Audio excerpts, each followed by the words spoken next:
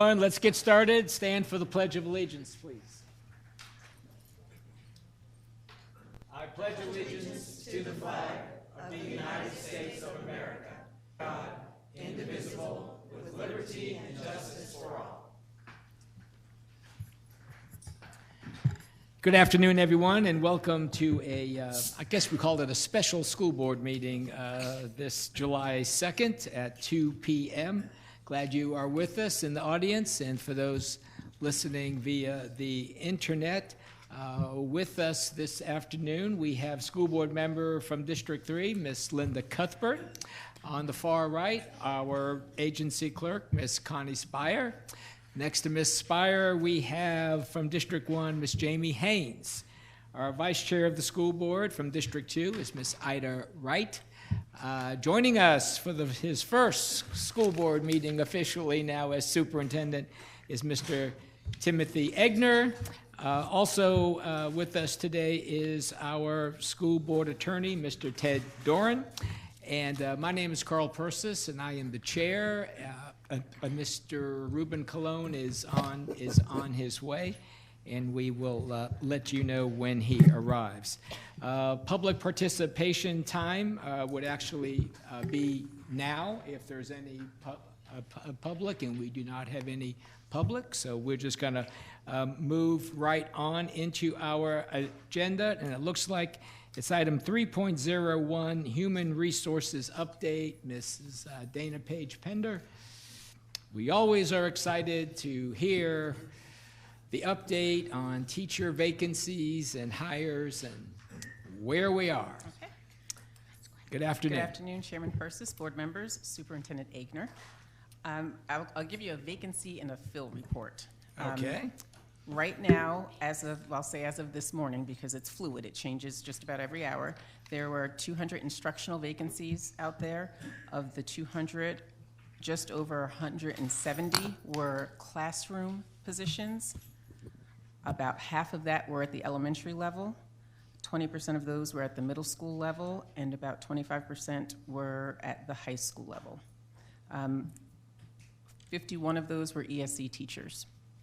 51 of the just over 170 were Yeah. ESE teachers. And that would be elementary and secondary. Mm-hmm. Yeah. The remaining positions that were not classroom are academic coaches, intervention teachers, certified school counselors that are out there. As far as the fill, where we are, I know I've given you instructional, but I'll tell you support, because we're also processing support, and that's our transportation, schoolway cafe, paraprofessionals. We had 86 that have cleared through the process on the support side, and about 45 that are in process. We have cleared 420 teachers into positions through the process. That includes transfers from school to school as well as new hires. There are 79 that are going through the screening process and 32 that are in the certification process.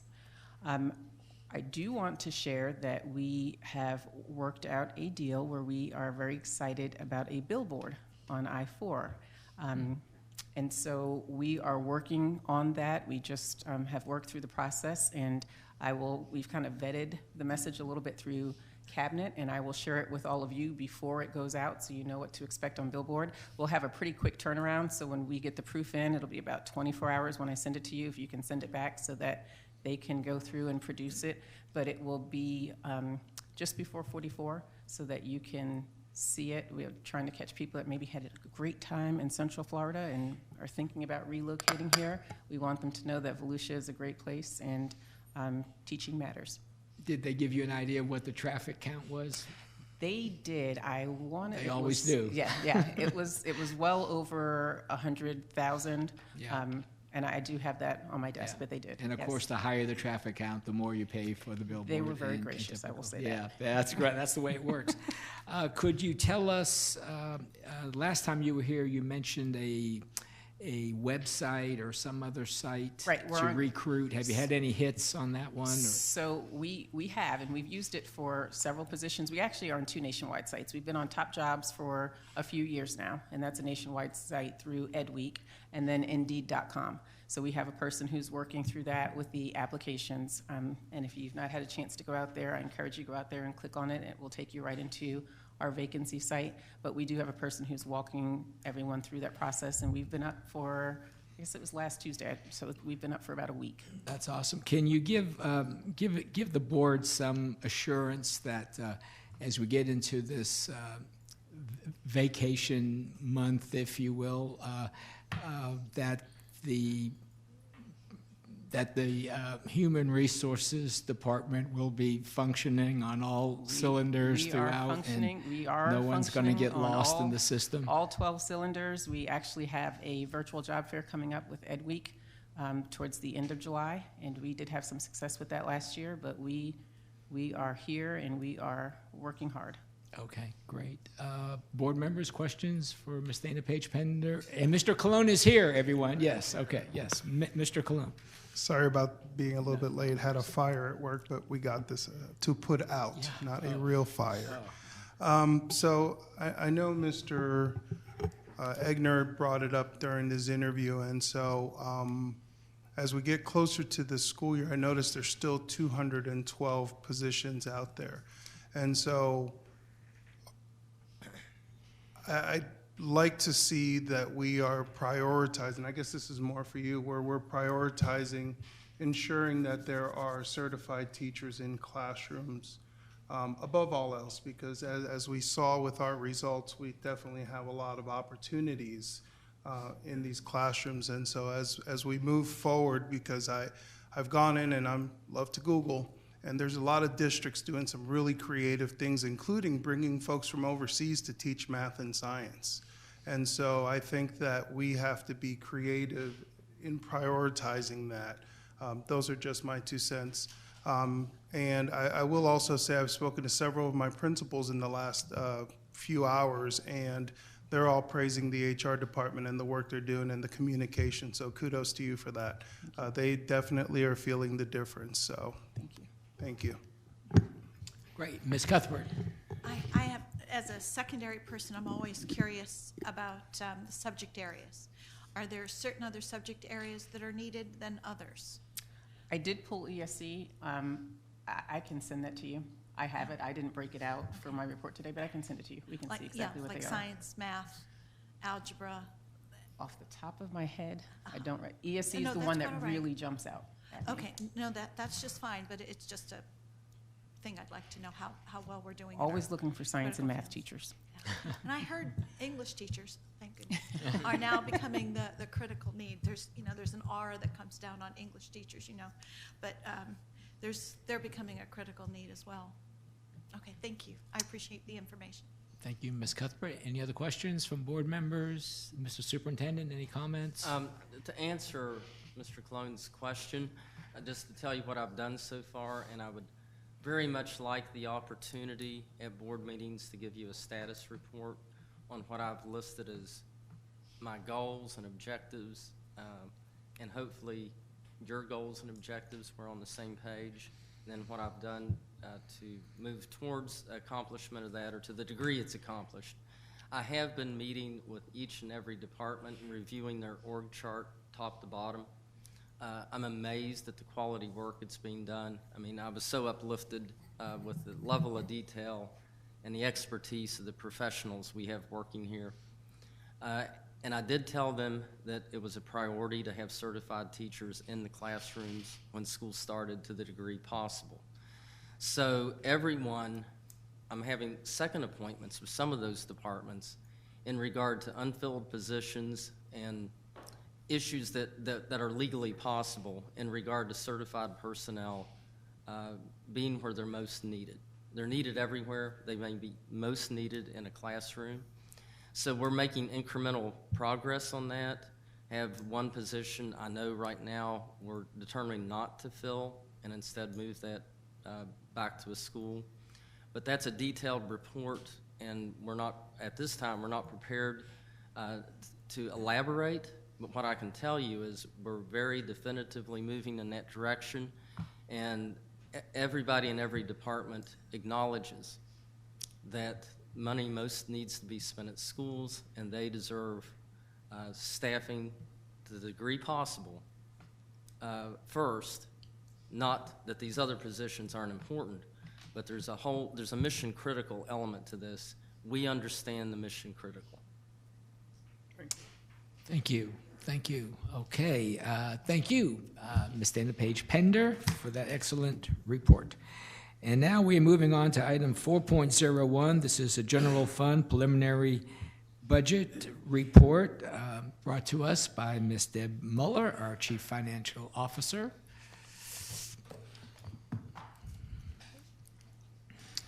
Good afternoon, Ms. Muller. Good afternoon. Good afternoon, Mr. Chairman Persis and board members and Superintendent Egner. Good to see you all.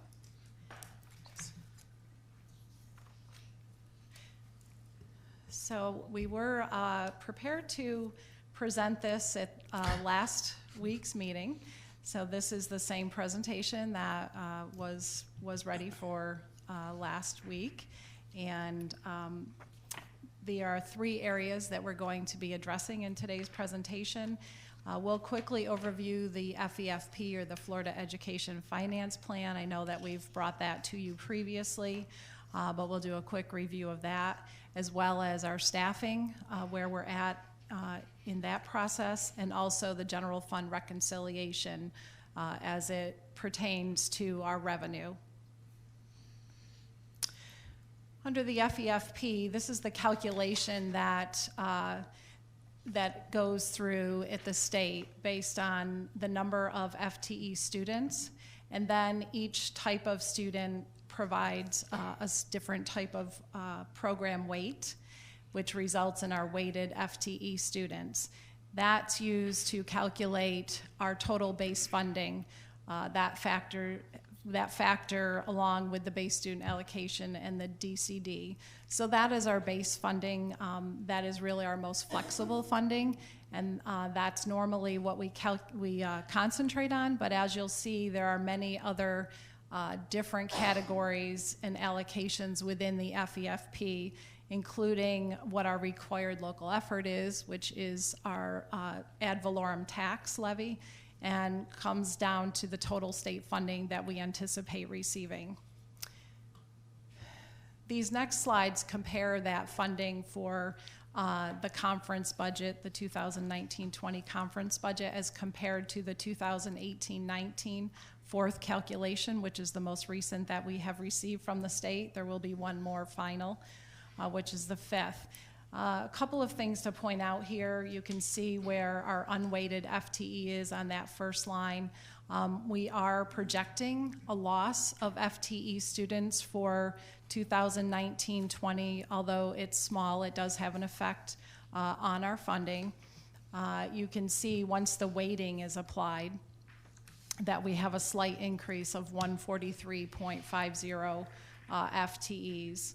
And then we have our base student allocation, which is an increase of $75. Just to remind you that this past year, 18-19, I keep forgetting we're in July now, so forgive me if I way for back from each year. But this previous year, we had a 47-cent increase. So again, we were happy to see $75, although of course we would have liked to see much more than that, and what the governor had recommended initially, because as I said, this is our most flexible funding that we receive. So that's a 1.79% increase over last year. Ms. Muller, yes. would you, just for the listening audience, explain to everyone what, when you say conference budgets and conference calculations? I'm sure people don't Certainly. The understand conference is actually the adopted state budget that comes out of the legislature. So once that is approved by the legislature and goes to the governor for signature, that's considered the conference budget. Yeah, thank you. You're welcome. And then we have our DCD, which you can see increased ever so slightly for this year. And Then you can see our school taxable value, which we have over $2 billion in increased value for next year from the previous year. And then our required local effort. So the required local effort is set by the legislature and is determined based on, number one, they allow for an increase on your new construction, but they are holding the increase in your current properties so that there is not an increase in the tax that's levied to the homeowners and the business owners. And just going quickly through the different categories, you can see the base funding is a $5.8 million increase. We also have some other categories I wanted to point out. Declining student enrollment, you can see, is up about 112,000. That's based on the 25% of the decline from last year to this year. You can see the Safe Schools funding, which you know is a priority by the legislature and the governor to increase that area for our safe school officers. And going to this next page, you can see this $989,000 decrease under digital learning. That money was eliminated from the budget and reallocated by the legislature to both the safe schools and the mental health allocation, in addition to some other areas. So that will be a big loss for us. We have some carryover, but looking forward to 2020-21 is we will definitely feel that hit from losing that money. The mental health allocation was not as much of an increase as we hoped. Although it's a 7.98% increase, it's $118,000. But as you heard last week, we are making good progress with using those funds. So the big area here is the best and brightest teacher and principal allocation, which you can see was a zero figure for 2018-19. That's because that was allocated previously outside of the FEFP, so it was funded by the state and passed through the districts directly to teachers and principals. But this year they've allocated it in the FEFP, so it actually looks like we are receiving a $6 million increase. That funding is directly related to that program, and I have some other information on that later. The funding compression allocation, there's a decrease of almost $700,000 there. And if you remember, that was a new allocation that was supposed to help districts that received less than the statewide average in total funding in 18-19. And that was to go away on July 1st of this year. But then the legislature changed the statute on that and allowed that to still be funded. And from what we had previously heard was that was directly related to the waves that people were making in relation to the DCD, but it is a little bit less than we received previously. The Turnaround School Supplement is a new category that used to be funded separately as Schools of Hope, and this is $500 per FTE for those identified schools. We have not received notification on the exact distribution of those pending grades and so on, but we will certainly let you know that information once we receive it. So the total FEFP here is an $11.6 million increase. And then we add back in the class size reduction funding and the lottery and our required local effort. And the total state FEFP is a $9.9 million increase of that total, or 3.65% increase of state funding. One thing just to point out is by reducing the required local effort, it shifts more funding requirements to the state. As they increase your funding, then it shifts some of that burden to the state. And the concern there that we've talked about statewide is that how much more can the state absorb as they continue to decrease that required local effort and shift it back to them. So we'll, I think it's ours is pretty low next year, and I'll show you that slide, but you can see that at some point I would think that they're going to have to adjust that RLE, the required local effort. So total funding at the bottom here is an increase of $13,172,004, or 2.95%. The combination of state and local funding.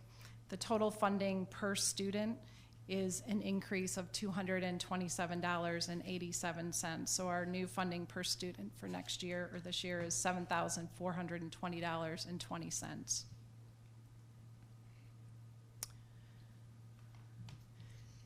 And apparently our box on the top is smaller than the box in the camera. So I apologize for some of these that you can't see. Oh, look at the magic. If I had known, I would have asked sooner.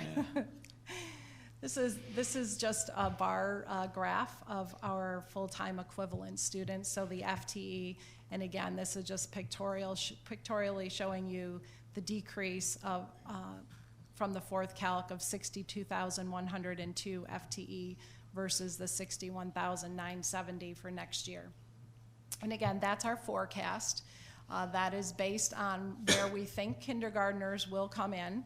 We've kept that pretty flat as a projection, and as we roll all of our students up. So as you know, we'll be looking at the 20-day count as that starts to come in, because that will affect our funding once that gets adjusted to actual numbers. So, you know, the last few years, as you can see, we've been decreasing in student counts.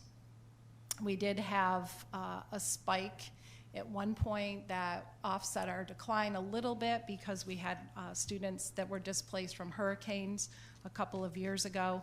But we don't really see any projected increase in this enrollment until a couple of years down the road.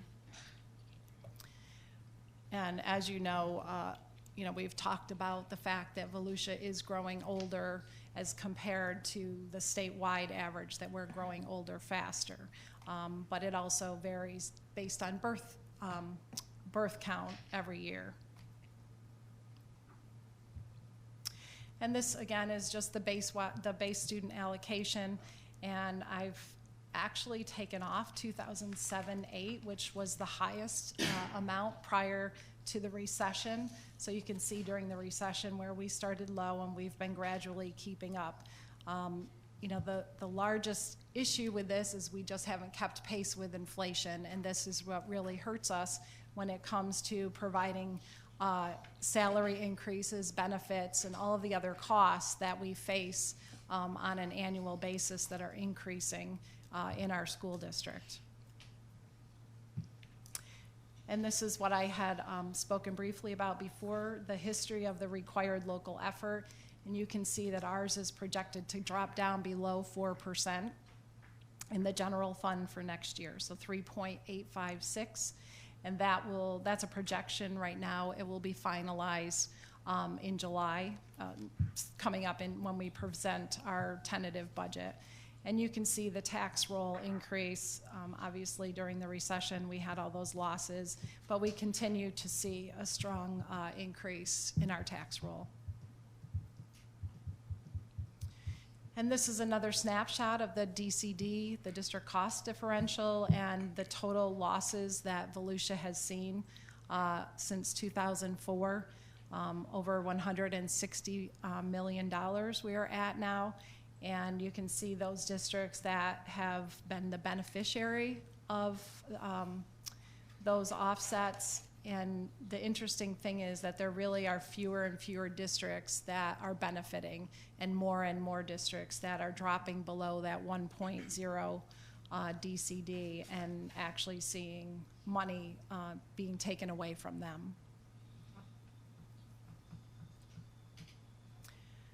And this is just another view. This is our year-by-year loss over here. That for 2020, it's $10,038,553, which is $161.99 that we lose per student based on that DCD number.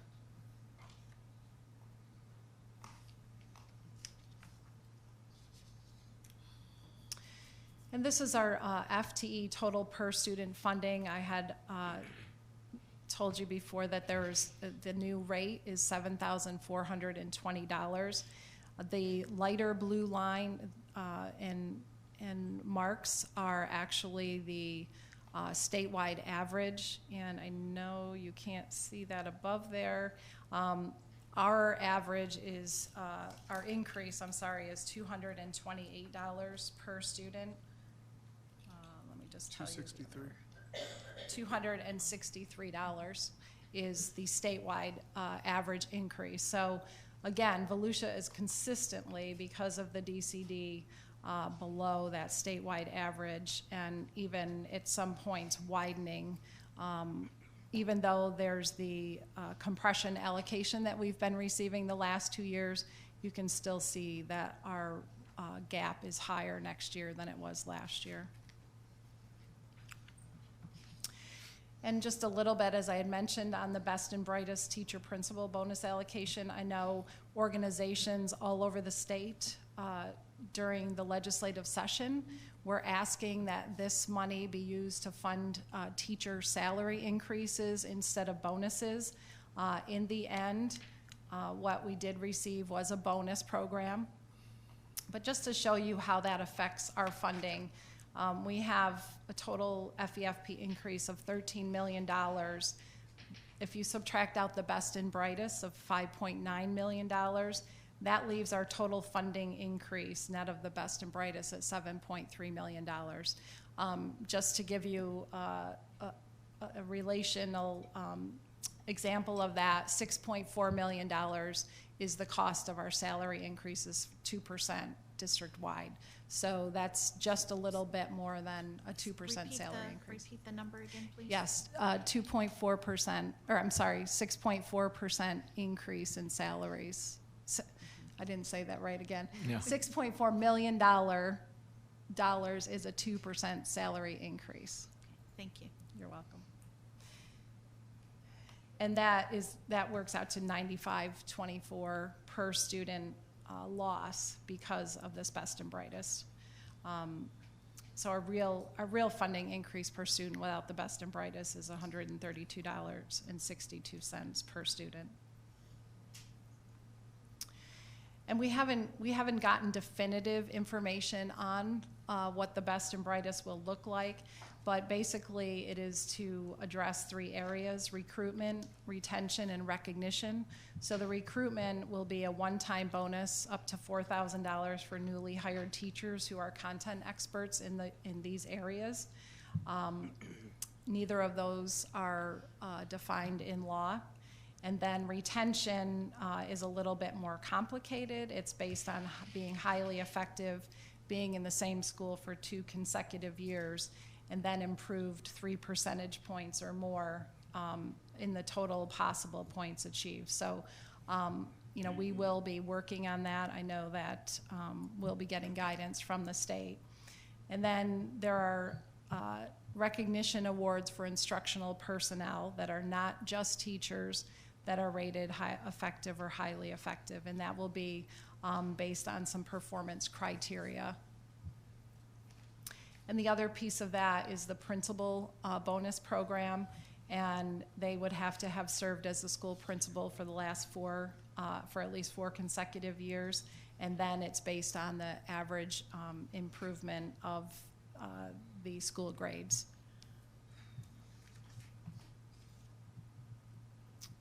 Are there any questions before I move on to staff? Questions? Yes. Actually, I do. So Mr. going Cologne. back to that principal area, so do they have to spend 4 years at the same school to get that bonus? That is what it seems to say, yes. Wow. Because, we tend to move folks around, and so arguably if there's funding available for folks to receive if they've been at the same school for 4 years, moving them would not allow them to, to take part in that. That's Right. And I don't believe that we know at this point if it's this it includes this school year, if this is the current school year, or last year is the current school year. So again, we're waiting for more guidance from the state on that. I know that has to work through, you know, DOE and the attorneys and the interpretation of the law. Thank you. Ms. Cuthbert? I'd just like to expand on what Mr. Cologne said. So they have to have 4 years behind them. So it would be the 5th year that they're at the school that it would be considered, correct? Again, I'm not certain that's Okay. something, yes, that we're not. And then also it says rated highly effective or effective for teachers who had to work in the same school for 2 consecutive years. So it's not eligible for a new teacher for the first 2 years. Correct. Those would be, well, the recruitment bonuses. But the first year, you know, a teacher would not have, as far as performance pay, they would not have a score if they were new. So yeah, it looks like it takes 2 years before they would be eligible. Okay. And then that best and brightest money is not divided into so much for principals and so much for teachers. It's whoever qualifies, and how we have to, it's, I guess, up to the district to determine. I believe so, not that I have seen. And again, you know, some of, obviously, the recruitment bonuses will be determined on the number of teachers that you actually hire, based on your need in those specific areas. I know the retention bonuses have already been available to teachers based on whether they're effective or highly effective and their ACT, SAT score. So that was removed from the law. And so this seems to be more consistent with how the school grade is faring, as well as their consistency and their evaluations. But I have not seen that it's split up specifically for principals versus teachers, but it may be. Okay, and what if we have, let's just, no principals but all teachers, but we have more teachers eligible for the $2,500 bonus and the $1,500 bonus, or the $1,000 bonus, than the money we have? It will be prorated. Be prorated. Yes, that I do know. It's not here on my slide, but that money could be prorated based on the number of eligible teachers. Okay, so the ones who are eligible are going to receive a bonus? Yes. Okay, it just may not be the $2,500. The full amount. Okay, and I suggest that before these are given out, that information needs to go out. Yes. HR definitely works with teachers and publicizes all of that information prior to any of this ever being given out normally. They're well aware of what it is. The other area which we've been allowed to do in the past is, even though it says $2,500 bonus, we're allowed to take our payroll taxes out of that. So the district would have to pay FICA on that, and so we would deduct that first. So the $2,500 would be less the FICA that the district is responsible for. So it's not even the full $2,500, and that's been the case for the last 2 years. So I think that, you know, that's confusing to some people, because then they see that their gross bonus is not even the amount that is stated. So I know that they do a good job of communicating that and making sure that teachers are aware and let them know that they have to communicate that to them if they're eligible. Okay, thank you. Further questions? My only question is related back to the principal bonus Yes. allocation. It looks like that would come under the retention criteria bonus in terms of either 2,500 or 1,000. I'm not sure. They don't mention a particular dollar amount for the principal one.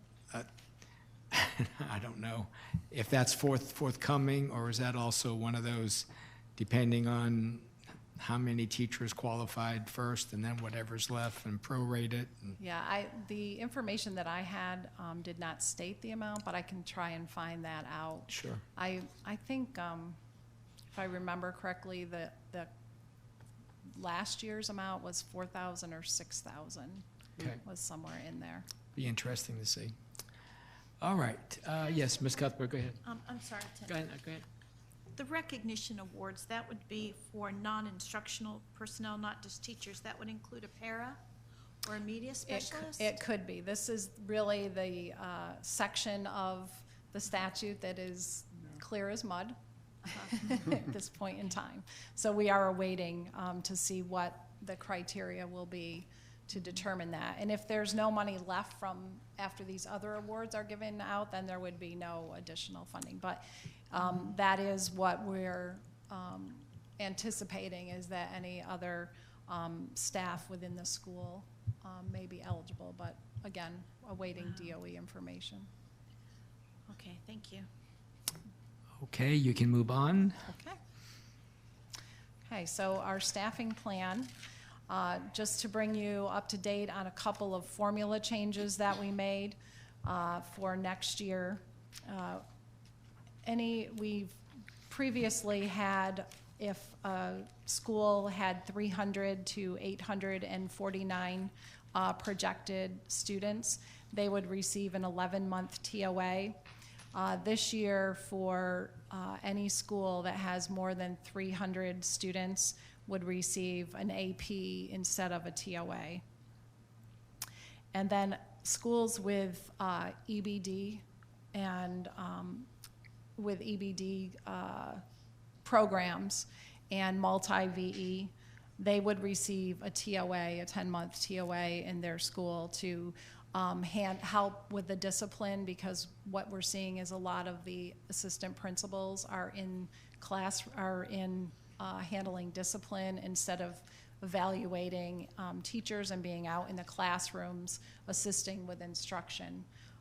So because we have a feeder program of ESE, and so they're concentrated in certain schools.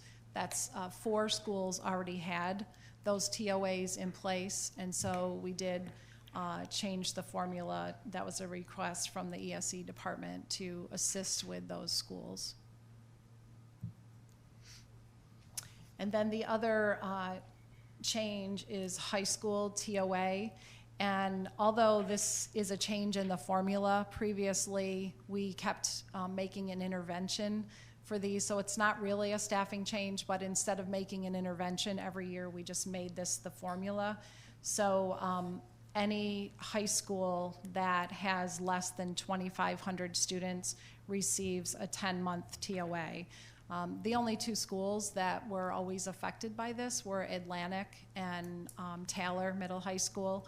And so although Taylor has more than 2,500 students, or has less than 2,500 students, but they also have the middle school as well as the high school, which complicates their schedule and so on, that we would always give them a TOA as an intervention, not as part of the formula. So we've just changed that to make that the formula.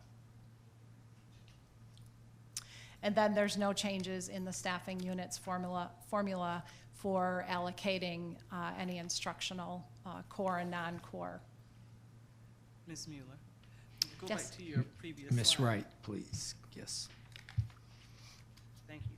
Right there, so you're saying where's the 1 TOA, that is for Atlantic, and 2 is for Pearson Taylor? No, the less than 2,500, that's Taylor and Atlantic.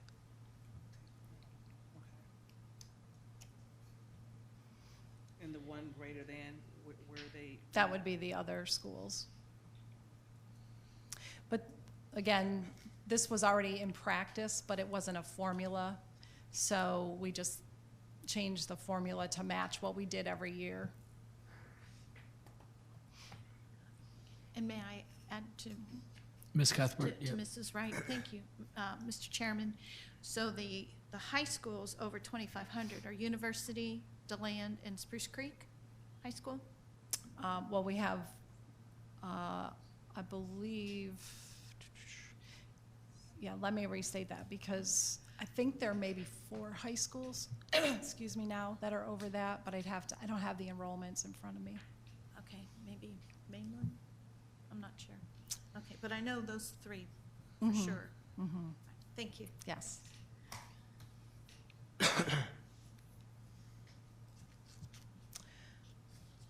based on our formulas, this is our school-wide average history for our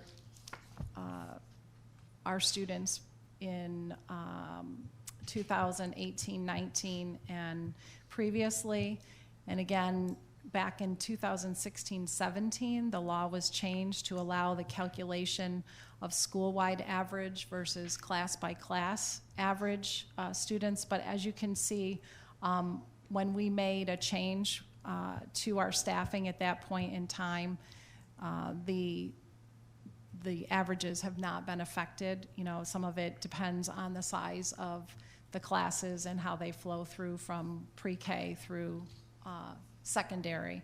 But you can see that they're pretty consistent with previous years. So we, you know, when we initially made that change in staffing, back here, we added one under primary and intermediate, and then under core in intermediate and second, we increased that by one student per FTE staffing unit, and we haven't really seen that that has been an issue in increasing our staffing size or our school-wide averages. Yeah. Ms. Cuthbert? Thank you, Mr. Chairman. Non-core, are you talking about academy courses? It would be anything defined as non-core courses. Okay, core would be math, science, English, and social studies. So you could have non-core academy class with 39 students in it. Yes. Whoa, that's a lot. That has been consistently our formulas. We did not I know. change those. Yes. I know it, but it's still a lot of kids. When you're handling tools or computers, it's just a lot of space, especially with the new restriction on class size, dimensions, physical dimensions, to squeeze a lot of kids in with one teacher with 39. And I do know when we look at class sizes, we do look at those numbers. You know, Stephanie Workman does a really good job in looking at, well, when she's helping to build those schedules with the data APs, and really looking to make sure that the class sizes aren't over and then they balance. And I know that goes through a progression, you know, as we start seeing students come and moving kids around. And I'm really not the person to give you all of that information because I really, you know, it's more from a staffing. This is more of a staffing formula, but doesn't necessarily translate to actual class sizes. Okay. Yes, but it's possible that they can be, the master schedule could show 39 students in those courses. Is it possible that we could, based on last year, how many students were in these non-core at the intermediate and secondary levels, in the non-core classes? In the non-core? I mean, how, yes, I would like to know how crowded they really are, especially when we have certification classes. And we're very proud of our students who graduate with 4-year academy degrees.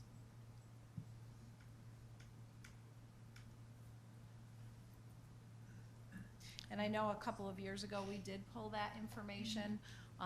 You know, I don't believe that the majority of the non-core classes are that large, but you know, you would see that in some of them. But this is a staffing allocation. It's not necessarily what you would see class by class in every course. Yes. Yes. Thank you very much. Mr. Colon? So I guess it's more directed to the superintendent. When I think of this formula, I think of Forest Lake, and Forest Lake is a tough school. They've got EBD there. And so just for the sake of our conversations that we've had already, you know, we really need to look at, you know, I can tell you that Dr. Narig spent his whole life chasing kids because there were just not enough bodies on campus. And we ended up adding a TOA in the school later on in the year, but even still, you know, when you've got children who are, you know, who tend to elope and run around, which you can't touch, they've been very, very challenged there. And so I think there are some scenarios that we need to look at, you know, where I realize we have a staffing formula. There may be a need for additional assistance in those special circumstances because, you know, I think back to the picture we received not long ago. Our teachers are getting hurt in these scenarios. And so, you know, maybe a TOA seems like what we would see as a solution, but maybe that principal would rather have 2 paras in the place of that TOA because what they need is someone to be boots on the ground. And so, you know, that's not necessarily directly related to budget, but just something since we're talking about staffing. Go ahead. If I may, I think your observation is keen in that regard. I am used to a culture where the principal is basically the CEO of their school, and when they get by formula allocation, they then have an opportunity to make a case for some type of discretionary action or differentiated staffing on the basis of some set criteria. So in keeping with your train of thought, I'm working with staff, and it's going to be a goal, to come up with some type of criteria whereby if we have a discussion, a staffing discussion for an intervention or discretionary allocation, that it meets some kind of criteria that we can all agree to. It also can mean, and again, Ms. Cuthbert, your reference to classes, all of us who've been teachers had those situations where there might be 50, 60 kids in a PE class and 12 in another class. Some of the non-core classes, enrollment is limited by the number of seats in the lab, for example. So what is being referenced here is, we'll get you the numbers on that, but you almost have to look by type of course, and you have to look by facility to get a good answer. To give you a reference, when I first started teaching American government and economics, I taught in an auditorium with 75 students because I could, and because other people needed the classroom and they needed a smaller class size. Having lived this, I'm sensitive to it, so we always have to keep an eye on that. The formula is one thing, how kids learn is another thing, and we have to blend the two. And to Yes. complement, Ms. Cuthbert, go ahead. oh, I'm sorry. Thank you, Mr. Chairman. Advanced placement is considered non-core, isn't it? Yeah, and most of the rules don't apply to those courses, I might add, in regard to class size and things of that nature. Ironically, it used to be that frequently to be able to start a third-party assessed college program, that you might have to start it with 6 kids and grow it. And so you were often given one of those discretionary permissions to run it for much less than you normally would. The world changed with class size, and I've seen many examples where the core class, standard level core class, was highly regulated, and then the AP class might be the one that has 40 kids in it. It is considered non-core and an exception to most of the rules in regard to staffing allocations. Ms. Wright. So I have another question. So listening to my colleague, Mr. Cologne, I assume you're talking about maybe an EBD program? Yeah. Okay. And so when you start having these conversations, will EBD be to the table? Because Yeah. I think they may have a totally different view. All programs should not be at all schools. Some principals are better with the programs. Some teachers are better with the programs. Do they have a say in who actually work in the program? Because I think that too can be one of the challenges. I think they would probably be better suited to say, you know, this person really have the degree but really do understand this population versus someone who may be certified in ESC but may not have that skill set for EBD. So do we include them in these types of conversations? And I know this is off budget. Right, we're No, that's getting okay. into another area right now. I just wanted to add to that because as you know, we have our class size meetings and we do look at those classes as well. That would be, and I don't know if Kim Gilliland is here, but she's always at the table, and we do take a look at those classes, and she has the ability to recommend additional staffing, like a behavioral specialist. Those decisions are not made by budget at all. Those are definitely instructional conversations, but we do have those discussions at the class size meetings, and as well as with other classes, especially in elementary, looking at individual grade levels and where, maybe a school expected they would have this many first graders and a number of them left, and so they don't need that teacher that they thought they would need. Or, and then in second grade, more kids in second grade showed up, so they may flip-flop, or, there may be combined. And it also depends on the identification of the gifted classes, which that happens throughout the year, or the early fall. So it really is a fluid situation, and that is why we do meet and we discuss and review each school as needed, and principal requests. We talk to the area, we have the area superintendents there, as well as curriculum, and sometimes ESOL. There will be a higher identified need for ESOL. So we bring all those people to the table and have those discussions, but ultimately we would refer any questions or any decisions that we didn't feel comfortable making or were in disagreement to the superintendent to have those conversations as well.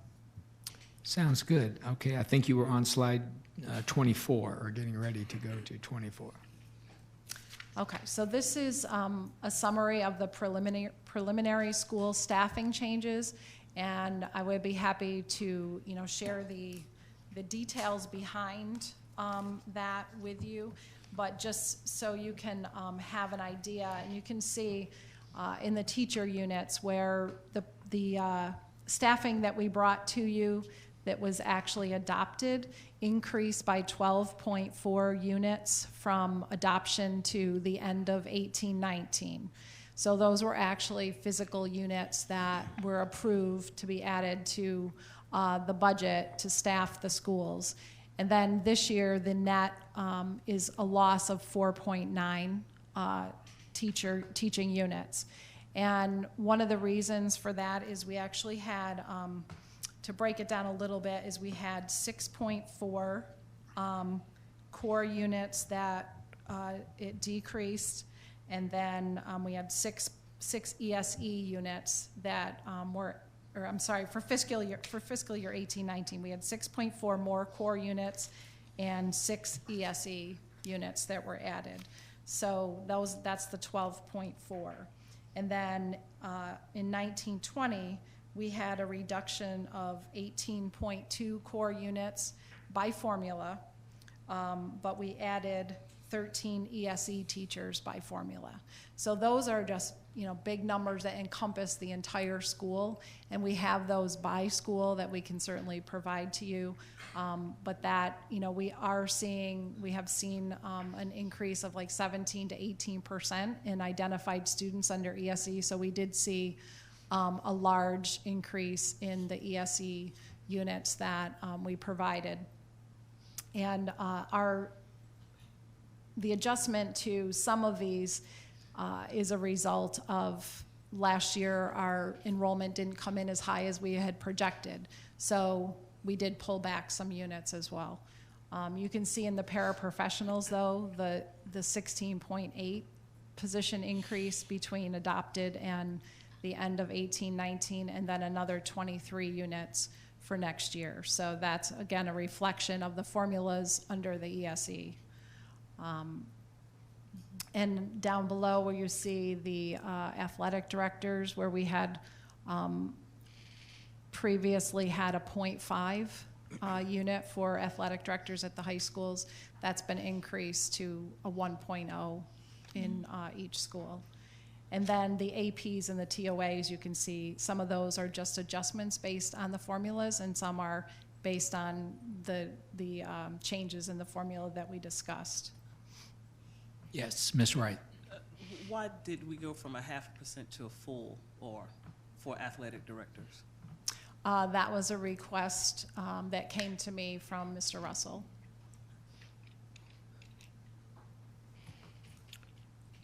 Okay, you may continue.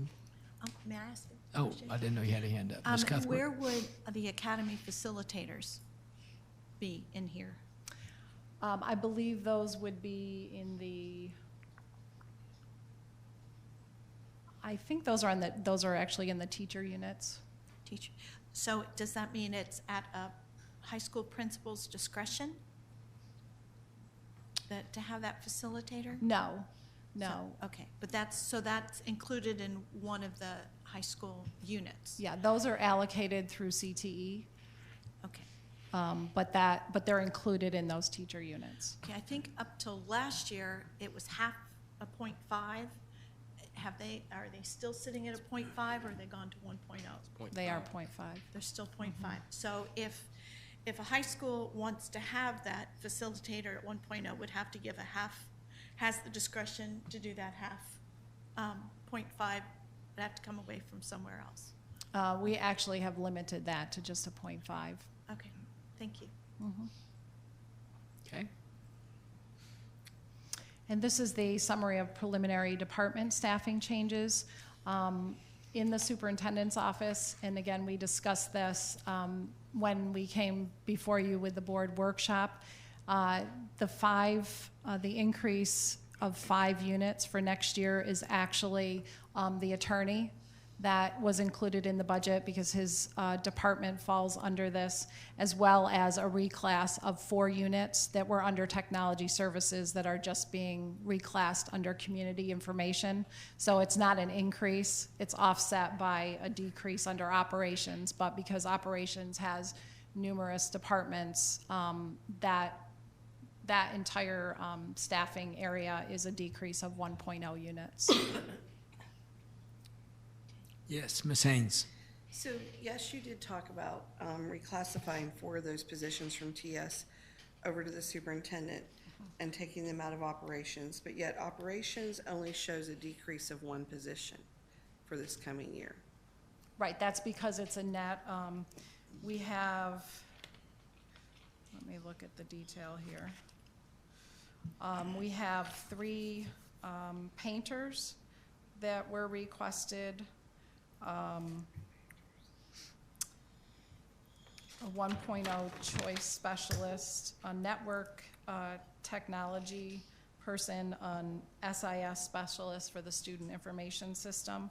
But then we also had the increase for the customer experience person. We have elimination of 2 USA 3 positions, elimination of technology network systems and monitoring, a program analyst, and then the other ones are reclasses that are going from operations into the community information.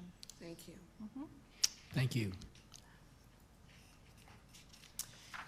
And you had asked about the safe schools and what that staffing would look like next year. So we have an increase in the budget of $357,513. And we're still in negotiations with some of these agencies, but for fiscal year 20, we anticipate having 9 Volusia County Sheriff's deputies, 11 Daytona Beach SROs, which is the current number that we have, as well as the 2 DeLand PD SROs, the 1 South Daytona and the 1 Ormond Beach SRO. And as I said, we're still in negotiation for those final costs there, as well as the Ormond Beach Police Department we didn't have to pay up until this point, but that is coming off the COPS grant. So they had their final year that ends September 1st, and so now the district will have to absorb some of that. We did eliminate 4 deputies mid-18-19, as you know, that were replaced by guardians at middle schools and the High Banks Learning Center. And then there will be an additional 4 deputies that are eliminated in 1920 that are moving to SRO or to Guardians at Galaxy Middle, Heritage Middle, Holly Hill, K8, and River Springs Middle.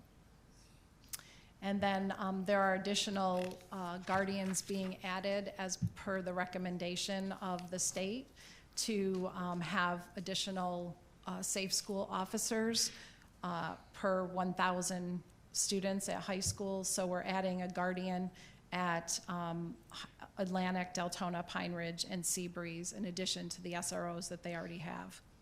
And then the one substitute Guardian position will be increased from 185 days to 250 days to assist with plans, weapons inspections, and training, and so on.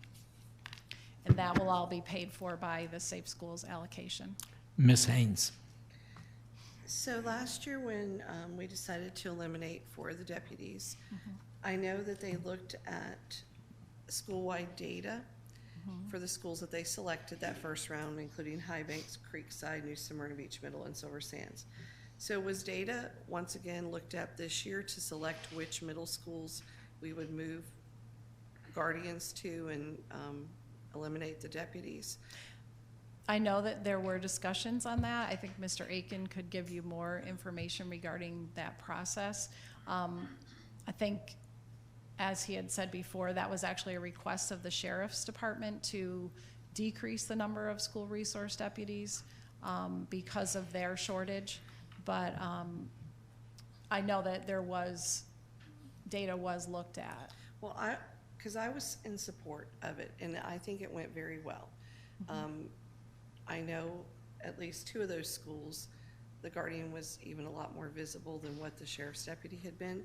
So I'm in favor of it. I just didn't know because, not that I'm asking, but like Southwestern's one of my schools, and it's a smaller middle school, but yet we're still leaving a Sheriff's deputy at Southwestern, and so I just wondered if the discipline data was looked at to make the decision. Why don't we let Mr. Aiken come forward, and somebody else may have a question for. I'm telling you, the Guardians are doing a phenomenal job out there.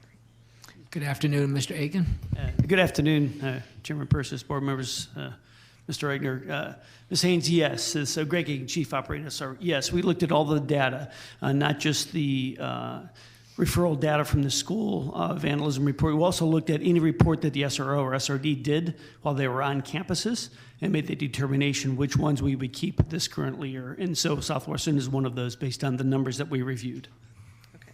So you felt it was best to keep a Sheriff's deputy at Southwestern instead of changing to a Guardian? Yes, this year. And so we're going to be reevaluating that as we move forward with this following year. Okay. Mr. Cologne. So at DeLand, is that 2 SROs at DeLand High School? So we would have one Volusia County Sheriff's Department and one Guardian at DeLand High. Is that what you're asking? And then, are you talking about the 2 deputies? We have one at DeLand High School, one at DeLand Middle School. Okay, and From so the sheriff. So there's no mention of adding an SRO to DeLand High. So we have a Daytona Beach PD, DeLand PD has 2 officers, one at DeLand Middle, one at DeLand High School. We're going to add a Guardian, well, we already did, but we didn't have one last year at DeLand High School. So we're adding one, okay, because that's not Yes. on here. Okay, Yeah. great. I just It wanted was to make in- sure, because I know. Yes, the substitutes. Included, right. Yeah. It was included last year, we just didn't hire that person because we didn't have the candidate go through the training. This year, they're in the training starting Monday. So the substitute is going to be the DeLand High second person? So we're going to have one SRO, DeLand PD, Right. and our Guardian there. That Guardian gets pulled if we have a vacant, absent person in the DeLand area. That Guardian would be pulled to go there for that day and then go back to DeLand High. And so my concern with that is we had a lot of incidents at DeLand High Sure this did. year. And so the thought that we would use, rather than keeping that SRO there Mm-hmm. all the time because of the high level of incidents that we had there, my concern is that their need may be higher than, there's always going to be somebody sick. True. And the thought that we're going to expand this person to go across the county, yes, they're the substitute. That means they're not going to be at DeLand High where they need to be. So we have other substitutes as well, so we probably wouldn't pull them from there. We have one at University High School, DeLand High School. Now we're going to have one at Deltona High, Pine Ridge High School, right? So we'll have 4 on the west side of the county that we can pull. Okay. So if we have the fifth one, then we would pull somebody else from the east side to come to the west side. Does that make sense? So we would definitely monitor the behaviors on the campus before we would pull one of our, what we call sub-guardians. They're permanent employees at the high schools to help with the work hand in hand with the SRO or SRD. Only pull them if needed at another location. Great. Right. Thank you. Thank you. Good questions. Okay, moving on. Thank you, Mr. Aiken. And I think just, I know that there are, I believe, 13 guardians that will be going through the program for replacements and or new guardians. And just a snapshot that I like to include here, because I think it does, have an effect on our population and our schools, that we have an increase in 1920, again, in our free and reduced lunch %, and we do have an increase in our Title I allocations and a decrease in the number of identified schools. And I know that you're, aware of the change in allocations, but I did want to just include that for your information. Then we have the general fund reconciliation to the conference budget. And so bringing forward in 18-19, we had a $3.21 million deficit that we used fund balance to balance our budget, because we do have to submit a balanced budget. Our conference report revenue, the FEFP, which we just looked at in that first section, is an increase of $13 million. Then we have earmarked categoricals, and those earmarked categoricals that are not general revenue, they are for safe schools, mental health, the best and brightest, and the turnaround schools. So the total of those funds is $6.97 million. So we need to deduct that out of our revenue. We also will have a loss of E-rate revenue of $1.2 million. And in 18-19, we had a fourth calculation loss of $2.62 million. And then we have an additional capital transfer, which is an increase for a net loss that we need to balance the budget of $520,000. Looking at the appropriation side of the budget, district-wide, we have $4.03 million increase. The detail for that, as you can see here, is the salary lapse. So that is actually a positive amount, that we have $4 million additional projected in salary lapse. We have $930,000 in a health insurance increase projected. A retirement rate increase, that rate is set by the legislature, so projecting that out to our employees is an increase of $700,000. And then the raises of 2% is $6.4 million. So district-wide, that increase is $4.03 million. Looking at the school-wide increases, that's $2.72 million. And these are based on the staffing changes that we just went through. The additional staffing that was added after the 18-19 budget was adopted at a cost of $1.35 million. And the increase for this year is $960,000, as well as the fact that we are increasing the elementary school day by 30 minutes. So all of those paraprofessionals that are assigned to elementary schools will be working an additional half hour, except for the 8-hour, that we do have some 8-hour paras, so obviously they will still be working 8 hours. So that increase is $2.72 million. Looking at specific projects, there's a decrease of $1.77 million, and that is mostly due to teacher retirement savings of $1.9 million and the health insurance request for proposal that we've budgeted for of $130,000. Looking at departments, we have an increase of $1.33 million, and that goes back to the positions that were added during 18-19. Their position requests for 19-20 of $390,000. Some savings for non-salary requests of $110,000, and excuse me, non-salary requests for projects, an increase of $230,000, for a total increase in the departments of $1.33 million. And then other expenditures, we have an increase based on excuse me, charter school expansion and additional FEFP revenue that we have to pass through to charters of $980,000. We have, thank you. We have a savings of in telephones of $140,000.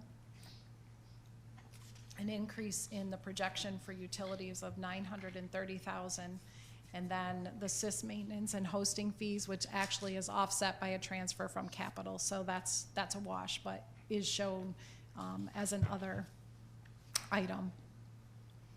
So the increase in expenditures at this point in time is $8.39 million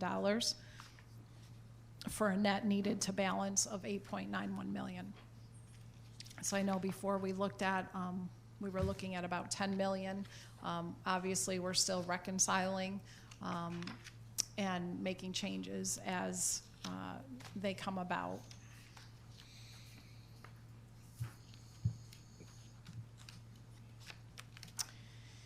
So what effect does this have on the fund balance? Number one, I go back to what Mr. Egner had mentioned before, that he's looking at the org charts, looking at positions. Any recommendations will come either at the tentative budget or for the final budget, hopefully tentative, that we would bring back to you and outline those changes. But looking at our fund balance here, our assigned state and local at June 30th of 18 was $20.8 million. And if you remember, we had almost $6 million in our assigned fund balance that was a result of our health insurance refund. So you can see that is no longer in that assigned fund balance. If you remember, so we went to the table to negotiate, and we used that money for bonuses, but we also used it for recurring salary increases. And so we have to make that up in the next year. If you look down in the unassigned, that changed from $27.6 million to just over $33 million. This is a preliminary number. We're still reconciling. Again, June 30th just ended, so there's a lot of adjustments and reconciliation and making sure that we've accounted for all of the 18-19 expenditures. And so our projection here is that if we have a $9 to $12 million budget gap and decrease in our unassigned fund balance, that we need to balance our budget for next year, we're looking at a remainder of $24 to $21 million in the unassigned. And so your goal as the board in unassigned is 5%. We ended June 30th of 2018 at 5.94%. And the projection right now prior to closing 2018-19 and finalizing the 19-20 budget is at 7.08%. That assigned subsequent budget would bring that down anywhere from 5.11% to 4.47%. You can see the financial condition ratio, which that's the total of assigned and unassigned fund balance, and that's what the state wants to look at, wants to see somewhere between 5 and 10%. A recommendation even higher. If you talk to GFOA, anybody will tell you that you need to have that in your savings account for emergencies, but in Florida, that's not a realistic expectation in most districts. But in 6/30/19, we'll have 9.93 is the projection. So we're still within that range. And moving money in fund balance from unassigned to assigned does not affect your financial condition ratio. It's still in your fund balance that's calculated for state reporting purposes. And this is just a history of where those assigned or unassigned fund balances and the financial condition ratios have been for us. You can see that back in fiscal year 15, that was when we really started talking about the need to focus on our financial goals and to get that unassigned back up to 5%, your board goal, and when we were able to negotiate the health insurance cap, which we saw that did cap the money that we were paying out for health insurance premiums on behalf of employees, and drove that money into salaries. But we did see some savings when we did that. So we've been hovering above that 5%. So that you have done well in that regards and your direction to us, and we've maintained a pretty consistent financial condition ratio. So I guess the any other questions, concerns are, where do we go? Do we use this fund balance to balance our budget, or other direction that you would provide to the superintendent, or he would provide for us to look at before bringing you the tentative budget in July? So, thank you very, very much, Ms. Muller, for that update on where we are. At least it's a snapshot of where we are as of July 2nd, and the projections for next fiscal year. So to recap, just at the end there, if we use our unassigned and assigned fund balance to balance our budget for FY20, then we would still be within the state recommended ratios of 9.93%? Yes. Okay. Just wanted to make sure that was clear. Yes. That we And again, this is preliminary. That's why I've kind of provided a range. Granted. Because we're still closing the year. And let's hope that there's a lot of money that we had budgeted for things that we didn't need, and it's all going to come back in here in the next couple of weeks, and we'll be flush with money. Wouldn't that be wonderful, Mr. Superintendent? Hope springs eternal. It does here. It certainly does here. We've asked a lot of good questions. Are there any further questions for Ms. Muller? And if not, let's take a 10-minute break, and we'll continue on. Thank you.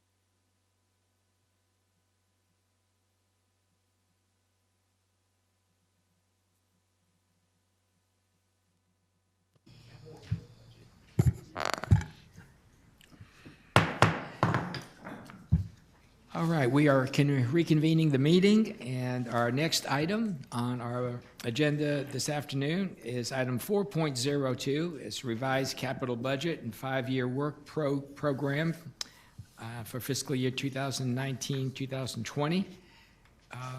And is everybody present to make the presentation? Yeah. Ms. Mueller, okay. Would you want to come forward, Ms. Morrissey? And Mr. Glover just wants to make sure that we have the presentation today and we don't postpone it again, I think.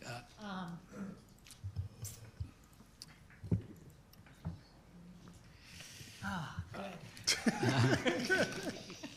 I have one slide and all the rest Oh, are done. I see. So Okay. I'm starting to Okay. get nervous. Ms. Mueller, Good is afternoon, Good afternoon. Mr. Chairman Good and afternoon. members of the board, Mr. Egner. With Ms. Mueller and I today is Mr. Jay Glover. I believe you've met him before, and he is our financial advisor. We're back after spending time together at Capital Budget Workshop, and we have a revised capital budget and five-year work program for you that we think responds to the comments that we heard from you. And I'm going to give it over to Deb. All right, thank you again. Deb Mueller, Chief Financial Officer. Welcome back. Thank you. And actually, again, we had presented to you, just to kind of recap, we had presented a $75 million COPS borrowing for next year based on mostly Deltona Middle School, identifying that as a project and wanting to move that up in the progress of our half-cent sales tax. So we went back, as Ms. Morrissey said, and looked at the numbers and moving projects around per your request. And we had Mr. Glover go back and run us some more numbers and see what that looked like. So what we came up with was $100 million borrowing. And he can walk you through those numbers and what that looks like from a borrowing standpoint, as I know that you'll want to know. Yeah. As soon as this moves. There we go.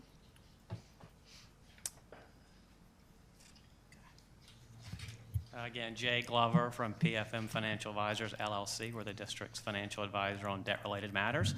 And as Ms. Mueller said, we went back based on some work that your facilities people and Deb had done to look at what $100 million financing might look like, really based on the same credit structure we talked about before, which would be a COPS financing that would actually be paid back from sales tax revenues over a 5-year period, again, emphasizing the desire to pay as little interest cost as possible and obviously save as much of the sales tax funding for projects. So as you see here on a slide in front of you, which should look familiar from what we had last time, this shows the key statistics of a $100 million financing paid back over 5 years. So your debt service coverage ratio based on sales tax revenues received as of to date is about 1.7 times. So there's still obviously plenty of sales tax revenues that are available to pay the debt service on this financing, as well as your prior financing done in 2016, and still have excess sales tax revenues available for pay-as-you-go, which we'll talk about on a subsequent slide. Again, issuance tentative date of October 1 of 2019. That date is flexible just depending on when the funds are needed. And we also weigh where interest rates might go. Obviously, we want to try to borrow at the most opportune, lowest interest rate environment. So if we see interest rates going up, potentially we might accelerate that. Or if the funds might not be needed as soon as that, we might delay. But again, the good thing about today's interest rate environment is you're borrowing at such low interest rates that you're actually going to be investing those proceeds while they're waiting to be spent at a rate that's really equal to or higher than your borrowing rate. So there's really no cost to holding those funds in hand, which is important, obviously, when you're talking about timing of a financing. Key statistics at the bottom of this slide. Again, the par amount would be about $91.83 million, which would generate over $100 million worth of proceeds because bonds priced at a premium in today's marketplace. And you'd pay back $5.8 million of net interest costs. So above and beyond the $1 million you get up front, you're going to pay $5.8 million of net interest cost, or about $106 million of total debt service repayment. And this is based on an estimated interest rate of 2.0%. And I will also state that is a conservative interest rate in today's market. I think you'd probably be 15 to 20 basis points lower than that. But obviously, if we're not talking about financing something until October, we want to be a little bit conservative and hopefully come in lower than the figures we present here today. Moving on to the next slide, again, something you'll see. This is graphically what your debt service and excess sales tax revenues will look like. So going back to 2017, the orange bars here show your annual debt service on your 2016 financing that was $40 million. The proposed $100 million debt service is shown in the yellow bars, with the blue bars being your excess sales tax revenues above and beyond your debt service payments that would be available for pay-as-you-go financing. So on the far right side, you'll see, in addition to the $40 million and $100 million of bond proceeds for projects, you're also going to be generating about $493 million of excess sales tax revenues. And that really assumes modest to flat growth in sales tax revenues moving forward. So we think, obviously, that's a conservative figure of what would be available. Again, here on page 5, this is your debt service payments on the proposed financing. Your total debt service payment annually would be about $21.2 million. And you can see your total debt service is about $106 million. So again, above and beyond the $100 million you get up front, you're just about $6 million of net interest costs paid back over the life of the loan. And then the final slide of my presentation just shows, again, what the debt service is on an aggregate basis when you include your 2016 financing, your proposed 2019 financing. You're seeing about $24.5 million of annual debt service for 5 years, and then it drops down to about $3.2 million thereafter that for the life of the sales tax. So what's important here is, again, this does a couple of things. It still gives you significant revenue for a pay-as-you-go basis, but it also gives you the ability, if you do come in 5 years from now and have another need to go through this process, again, potentially to accelerate projects, you're going to have significant bonding capacity in that last 7 years to do another 5-year financing or a 7-year financing, or quite frankly, just have, significant money on a pay-as-you-go basis. So this is still a fairly conservative financing structure that looks to minimize interest cost and also allows you to accelerate a couple of additional projects above and beyond, I think, the one we talked about last meeting. But that's not necessarily my department in terms of what schools get done. I'm just asked to provide what does the debt service look like, assuming we do these projects. And I'll turn it over to Deb and Sarah Lee to talk about sort of what this means in terms of your work plan in terms of schools getting done. And I'm happy to address any questions you all might have on this. Mr. Glover, I noticed though in this, in the presentation, there isn't any mention of ways we can invest the money to what.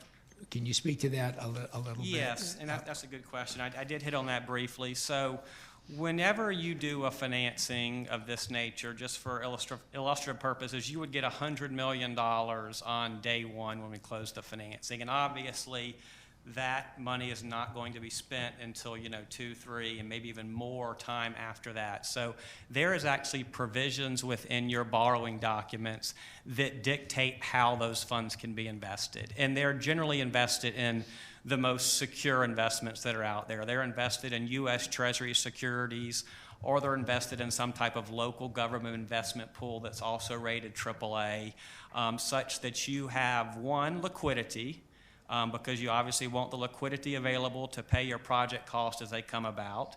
You want safety. Obviously, if you put $100 million in, you want to make sure you're getting $100 million out plus the interest cost on that.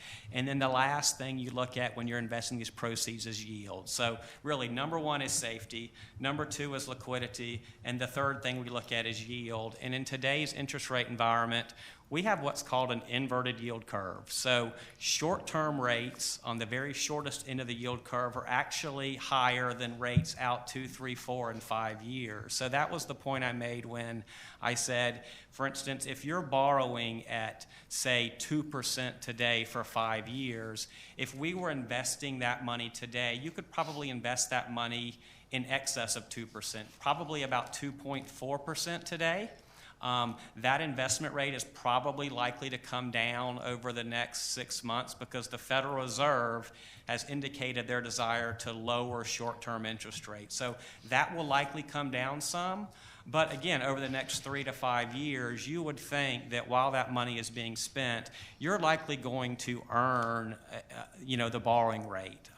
You're likely going to, if you earn more than the borrowing rate, you're going to have to rebate back to the IRS. That's called positive arbitrage, and there's only certain limited assumptions when you actually keep that, and you have to spend your money very quickly to do that. But again, that's way in the weeds, but it's a big advantage of doing a financing in this type of interest rate environment where you can actually borrow at a lower rate than the rate you're investing at. If you went back to when we did the 2016 deal, I don't have the numbers in front of me, but you were probably borrowing at 2.5% or 3%, and you might have been investing at 1%. And there was a time when you were investing at probably 0%. So really now is the opportune time. If you're ever going to take advantage of the capital markets and borrow money for projects, now is when I would recommend doing it, as opposed to maybe 5 years from now when you might have a different interest rate environment. Thank you. I appreciate you telling us that second time. I just wanted to get it out on the record again.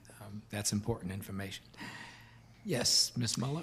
Okay, and our capital revenue assumptions, I'm not going to really walk through this because this has not changed from our previous slide. The only thing that we did do was talk about the bonding assumption, and in this scenario, it would be $100 million. And the Deltona Middle Master Plan is estimated at $55 million, but that was basically the reason for presenting bonding to begin with, because in the program, Deltona Middle would be pushed out for 3 years before we'd have enough funds on a pay-as-you-go basis to cover the $55 million that we would need. So we can get into, the details of what the budget would look like, but basically what we've changed is just the money is the same except for the $100 million and the debt service that would change based on this. And then we want to look at the 5-year work plan and how that has turned around or how that has changed. And basically what it boils down to is this slide that Sarah Lee can discuss how she has moved the work plan around. Ms. Morrissey? So the dollars that are reflected here are primarily the construction dollars. George Marks, there's no change from what we've shown previously. Deltona Middle, as I mentioned to you, we're working hard on that. We'd like to come back at July 22nd's workshop with the project team and do an update for you. But I have received some additional information from the project team, so that estimate right now is down from what you all saw at your workshop by $3 million. New Smyrna Beach Middle, now this is a project, it has not changed from what you all saw previously, so that $21 million reflects a phased project over several years. Osceola and Tomoka, those are the new projects. The 24 million that is shown in fiscal year 21, those are the construction dollars and if necessary, a portable village. The design, the planning design dollars are shown in fiscal year 20. Those are 2 million. That's not reflected on your slide. The slide is reflecting the construction dollars, which is, you know, the big lump sum that is necessitating the change in borrowing. Tomoka, very similar to what I just described for Osceola. What we're doing is we're showing a 10% inflation from the costs that we incurred this year with George Marks, and we are providing for the portable village, which may or may not be necessary. Depends on how we approach these projects. But I think from a planning standpoint, it's important to think about that, since the last several schools we've done, whether they be the replacement schools or the major HVAC projects, we've had to accommodate our students in portable villages. The dollars for Stark Elementary, that has not changed from the budget that we discussed previously. Similarly, Orange City Elementary, that's in the 5th year of your work program. That has not changed from the previous discussion. Spruce Creek High, this is a phased project, and some of these phases are going to be beyond your current 5-year work program. This has changed from the last discussion in that it's been pushed back a little bit in order to address the other big projects. So those are the major changes. And Okay, well, this is looking good. This is looking really good. I just so happy that we're in this economic situation that we're in right now, and it seems to be in the best interest of the use of our sales tax dollars to use them in this manner and get these projects going. I just want to say about New Smyrna Beach Middle School, FY 20 and 23. So that's the only one that looks like it's spread out over 3 years. Is that, so I guess that's a phase thing that you're... That's a project similar to what we've done at Galaxy Middle and DeLand Middle with the HVAC, ceiling and lighting, interior renovations. This is phased out a little bit longer than what we did for Galaxy and DeLand Middle. And once we get into the planning, and those planning dollars are in fiscal year 20, if there's a way to consolidate that, we would.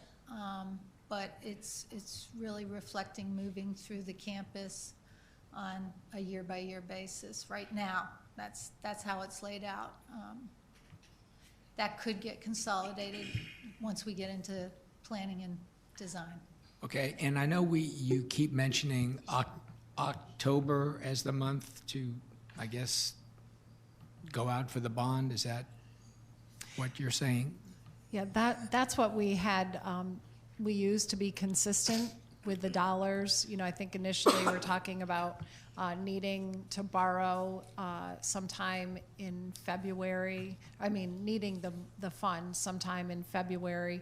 I know we've talked about maybe, you know, pushing that back a little bit to April, but to be consistent, we've just used that 10/1 October 19 borrowing date. But that's certainly flexible, and I know, you know, Jay would come back as well as our bond counsel. There's some technical paperwork, legal action that the board would need to take to lead up to that. So we would, I think it's about a 3-month time span to complete all of that. That might be a good kind of FYI for the school board members, because obviously today I think we're looking for some sort of direction to go prepare this financing, but you would definitely have it come back before you for approval of a school board resolution as well as a leasing corp resolution. So it's probably been a while. We've done some refunding transactions, but when we do COPS, you really wear two hats, and we'll have another chance to formally approve the financing at a subsequent meeting. And it probably will take us, probably 90 days to get the financing papers together if that's the direction you want us to go at. So, that October timeframe is probably about as early as we could get the financing done. But we agree that we would not want to borrow the money before it's needed to be spent unless we think interest rates are going to rise, because it's most important to lock in the long-term borrowing rate, the 5-year borrowing rate at the lowest rates possible. But I don't, I probably said this before, if I knew where interest rates were going to go over the next 6 months or a year, I probably wouldn't be sitting here in front of you all. I'd be out on my yacht somewhere. But I don't think there's any indication rates are probably going up through the remainder of this year. What worries me is when you get into next year and you're in the heat of sort of the 2020 presidential election and things like that, because those types of things, along with what we're doing with China and what we're doing with Mexico and Canada with trade wars and things like that, those things are really moving the market. And to date, those things have been favorable for the borrowing market. So, as part of our job is to make sure if we see something coming that we think rates might be going up, we would come before you and say we might want to borrow this in October as opposed to, say, January or February. But all that would be to come sort of at a subsequent meeting. Okay. Questions from the board? Ms. Haynes. So the first time you came, it was 50 million. The next time you came, it was 75 million. Now it's 100 million. And is that based on the fact of Mr. Persis wanting Tomoka and Osceola to move up on new construction that we're now at 100 million? Yes. So I guess I didn't realize when we met last time that, because the whole premise from day one with 50 million was all about Deltona Middle and the age of Deltona Middle and the condition of Deltona Middle. And we all, I think, agree that we need a new Deltona Middle. Somehow at the $75 million mark, I missed the fact that, we could negotiate to move other schools around or place schools above other schools. And now we're here at 100 million. And, I have been actually the person that's been against borrowing money because we didn't sell it to the community that we were going to use the sales tax money to borrow money.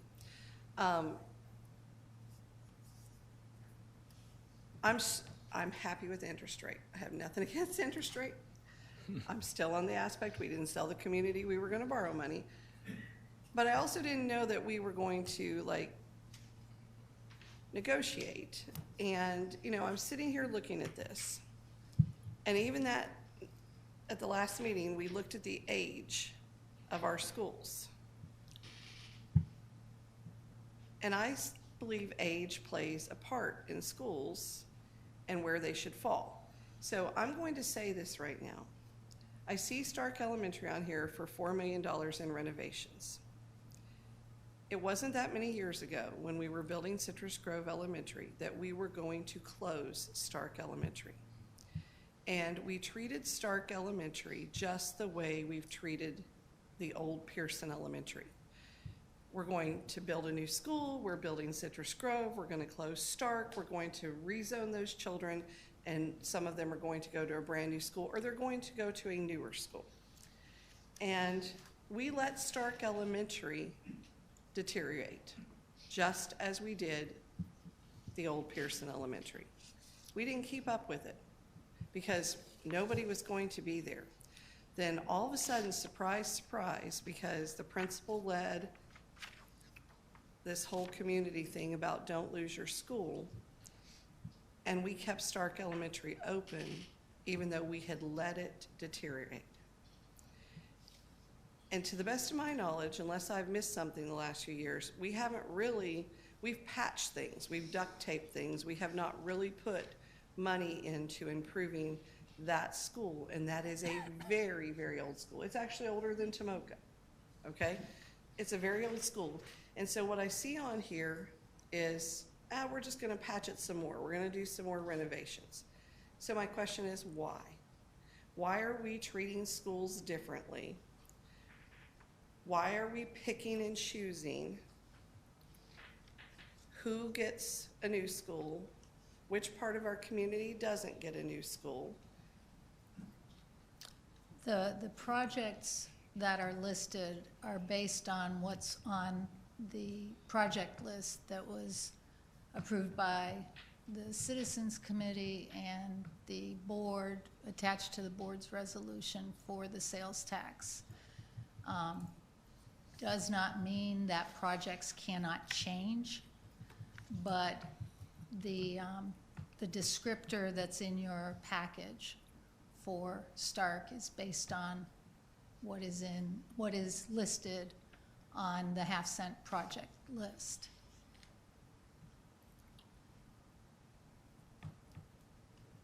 It's one of our highest poverty schools. And I feel as if we turned our back on it several years ago, and we still have turned our back on that community. Okay. I think the time for identifying all those schools was 2015, I think, perhaps, when the initial 2013. discussion was coming up. 2015. What did I say? 2013. 2013. I'm sorry. I'm sorry. Because the referendum was 2016, correct? The vote? 2014. August 26, 2014. I don't think the tax went into effect until. It went, correct. January of 2017. Seems like we didn't, thank you, because The difference 2017. between the referendum and when the collection started. Oh, right, because the first one had to end. Correct. Okay, there we go. The first one was 2001 to 2016, and then we started again in January of 2017. Thank you for the correction. Ms. Wright. So just to bring everybody back, initially we wanted to borrow $150 million. That was the initial, to cover all of this and do it over a 5-year period, and we said no. START was not on the initial list when they took tours of the school, because during that time they were still debating if they were going to close START. So that is why it was not initially for a new construction. Now that we are here, and depending on the outcome of the instructions we give them now, I believe we probably need to look at what you're proposing and just see where some of this we may need to have a discussion. I do believe you're right, Stark is a very old school. But it started at $150 million. That I just wanted everybody to know. We didn't start at 50, we started at 150 to do as many projects as we could. The interest rate was not as favorable as it is today, so I do agree that, but I think we gotta make some decisions, and we need to first decide if we want to bond, and if do, then we really do need to give directives to Sarah Lee. But keep in mind that when we went out, we never said to the community that we would not bond. We never said to the community that we would pay on a cash basis, because we had several builders and the builder organization who would have told you at that time, don't do that. I guarantee you they'd have said no bond, because the shortage and the crisis we have right now with construction. So we didn't say how, we just laid out a plan, and they told us, based on their tour of the county, of the schools and facilities they felt that should be renovated or new construction should take place. Yeah, good enough. Yes, Ms. Cuthbert. My only concern, first of all, I'm in favor of bonding the $100 million. I'm a firm believer in the schools, we treat our schools all equally, and there's just so much money going around. New Smyrna Middle is 10 years older than Galaxy, and Galaxy was taken care of first. Most of the schools in my district are older. Spruce Creek High School needs a great deal of repair. It was built in the mid-70s. Creekside is probably the newest school, and it's already almost 20 years old. So, and of course, Chisholm is going to be brand new. So it's very important that we look at the cross-section of the county. And I do see the west side being addressed, along with Deltona Middle. Two big schools, George Marks is already in the works, but Deltona Middle is in desperate need of repair, and so does New Smyrna Middle. And I also see Orange City Elementary. There's I know there's a school in Miss Wright's district that's very old, and that's Port Orange Elementary. Anybody who has sat in those auditorium seats knows those auditorium seats they creak enough. You could put it's like sitting in a swamp in North Florida, all the crickets. But I think there's just only so much that we can do at a time, and it's very difficult to weigh one over the other. It's very difficult. So that's why I'm interested in the bonding, especially when we can invest some of the proceeds so we can make some money in order to pay our debt. It's only for 5 years. The only thing I have concern is, are we able to find the labor in order to make this happen for George Marks and Deltona Middle and New Smyrna Middle? Is there enough? Are we able to do that as a district with our company? Through contractors? Contractors, or our through internal company. personnel? Well, both. How about both? Do we? Because I remember us saying beforehand, we wanted to make sure we didn't lay off a lot of people, because that was very painful for us to do that beforehand. Right. So I think over the course of certainly,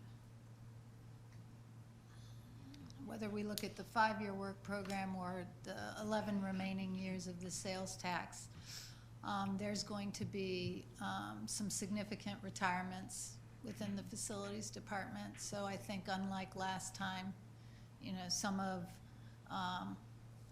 staff attrition is going to be handled by aging. But regardless of whether we're talking internally or externally with the construction community, there is an overall concern about the labor market. There's plenty of articles written about that. That's not unique to us. As I mentioned previously, we were very pleased with the bid that we received for George Marks, which reflects the current market. And there was a lot of interest in that project from the subcontractor industry. I guess I think about what Mr.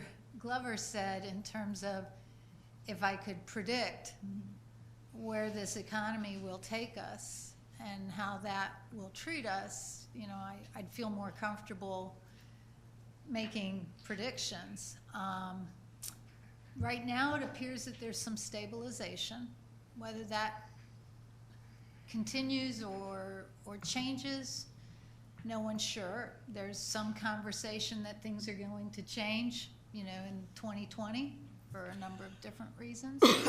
How that would influence the construction market might be favorable to us. We have noticed we still get good interest from solid companies in our projects. But certainly if I compared that level of interest to 15 years ago, it's different. And I think that is reflective of just there's not as much construction labor out there, and some companies are no longer with us. But we still do receive good attention, and the bids that we received for this summer's projects, we felt real good about, not just George Marks, the others. So I think Mr. Brown is here with me in the audience. He's our coordinator for construction. We've talked about manpower for these projects internally, because having a solid project manager on these projects is just as important as getting some good contractors. Pearson was our first project, and Pearson was the easy project. Everything after that is getting more and more challenging. And so one of the reasons we pushed Spruce Creek High out a little was because of internal management. And you've got some complicated, complex projects, and we need strong people on those. And that's not necessarily just somebody we hire.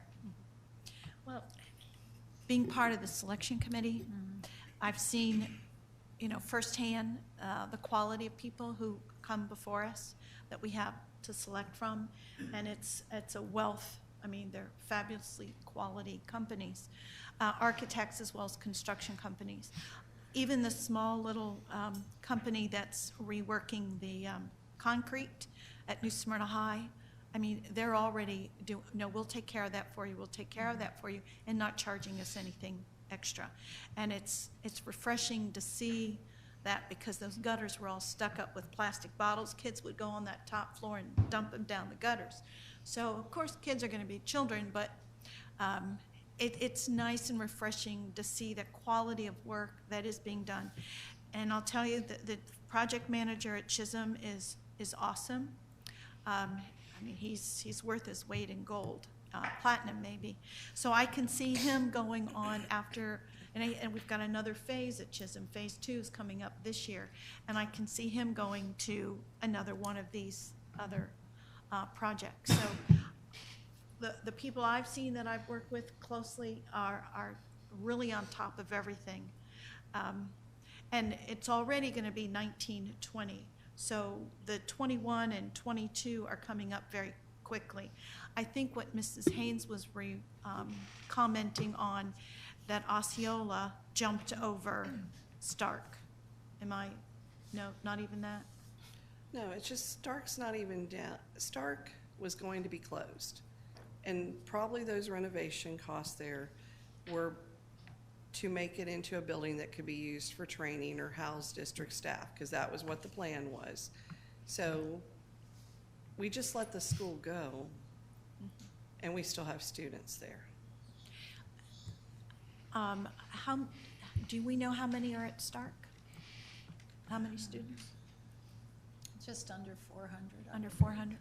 360. I'd have to look, but somewhere around there. Okay. Okay, but I'm for the bonding. Okay, thank you. Mr. Cologne, do you have? And so, piggybacking off of that, and not having been here when these conversations were taking place, I think that the question at hand is, do we borrow the money or not? And if what is being said about Stark is accurate, that it wasn't on the radar, then I think that we may need to go back and relook at the prioritization of these projects. That's something we can consider. I've never been to Stark, don't know what it looks like, so I'm ready to take a drive there and walk it just to see what we're talking about. But if it wasn't on the radar, then obviously it's not going to be on this list. So just, I think there's two separate conversations there. But otherwise, all of my schools in my district are old and they all need replaced. So I'm glad to see that Galaxy was done and Deltona Middle is going to happen, and I'm happy. Your only school that's old other than Deltona Middle is Enterprise. Yeah. Established in 1800 something. Yes. You're right, something like that. And we give you Enterprise. Did you have a comment, Ms. Wright? I didn't know whether. I have a question. Yeah, go ahead. So Sarah Lee, when we talk about the portable villages, do we own those portables or are we renting them? With the exception of the portable village that we're doing at Deltona Middle, which we own, the ones we've done at Chisholm, West Side, DeLand Middle, George Marks, those are leased. They're leased, okay. But once we finish, the group that we're using at the school that belong to us, we will be using them at other sites, correct? to help reduce some of the cost. The leased ones? No, the Oh. ones that we own. Oh, the ones that we own. When we can, yes. Okay. You know, we have a number of portables already at Deltona Middle. We're just relocating them out of the construction area. The biggest issue we have between portables we own and the ones we lease are the materials that they're constructed out of. And we need considerably more distance between portables for fire code with the ones we own. And so when we're dealing with these really tight campuses occupied, you know, it helps to tighten everything up. At Deltona Middle, we just happen to have quite a few on campus, and we're relocating them to the tennis court. Okay, thank you. So I bring us back to the original project list of this sales tax initiative, and as I brought up the last time, it said we were going to replace at that time 5 schools: Pearson, Chisholm, George Marks, Deltona Middle, and Tomoka. Those were the only schools that were identified in 2013 as being replaced. Then there were major renovations, specific and significant renovations, and there's a list of schools: Enterprise, McGinnis, Orange City, Ortona, Osceola, Reed Patillo, Stark, and Woodward. Under Osceola, it has the most things listed. It's the only one that says new construction, administration, guidance, classrooms, windows and doors, exterior walls, site improvements, circular. I mean, might as well, they should have just said a new school, but, and I think then what happened was, so my question was, how did Osceola get ahead of Tomoka? And the answer was that Osceola is in really worse shape. I mean, it's as simple as that. So even though Osceola wasn't listed in the initial as a replacement school, when you look at everything they were going to do, it kind of says you're going to build a new school. So I think that's why where it is.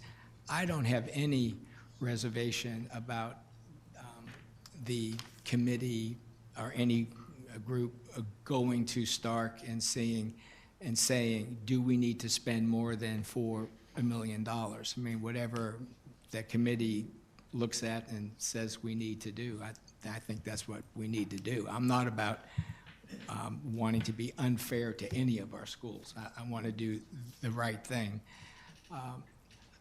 And as far as this list, you know, I think we're right on target with this list. And I'm in favor now of bonding. I believe, Ms. Wright, you've always been. Ms. Cuthbert, I think you've always been. Mr. Colon, I think you were there because you wanted to get that Deltona Middle School built as soon as possible. So really, it was Ms. Haynes and I. We were the initial holdouts. But now, when I see the financials on it, it just makes sense to do it and to do it. And I guess the earliest we can do it is October 1st, if that's I would what I'm say hearing. that we were discussing schedule yesterday in a project team meeting for Deltona Middle, and I would encourage us to stick with the fall. Okay. Ms. Haynes, yeah. Okay, so we're still looking at starting, that we're not gonna, I mean, I know what's happening with George Marks, but you kind of have the money for George Marks at the moment, or enough that you were able to start it. But we're still looking at not starting anything else till February, correct? So I ran all the numbers, and yes, the interest rates are good, and I have been the holdout about not doing it. I'm willing to move forward because of what the interest rates are and the fact that we can invest, but I still feel you know, if at all possible, I would prefer not to borrow it earlier. I'd prefer to borrow it closer to the time we need it. I've listened to what you said about 2020 and all of that. You know, so is it unfeasible that we could still have the same low interest rates and we wait till December to borrow it, putting us closer to the time that you'll actually start to need to use the money in February, or? Let me try to address that. Yeah, and, I mean, like I said, I don't think interest rates are going anywhere through this calendar year. What I would recommend doing is that if that's the desire, and it sounds like it's trending toward that way, is that we go back and we get the financing documents ready for you all to consider at a meeting that's probably like in the September timeframe.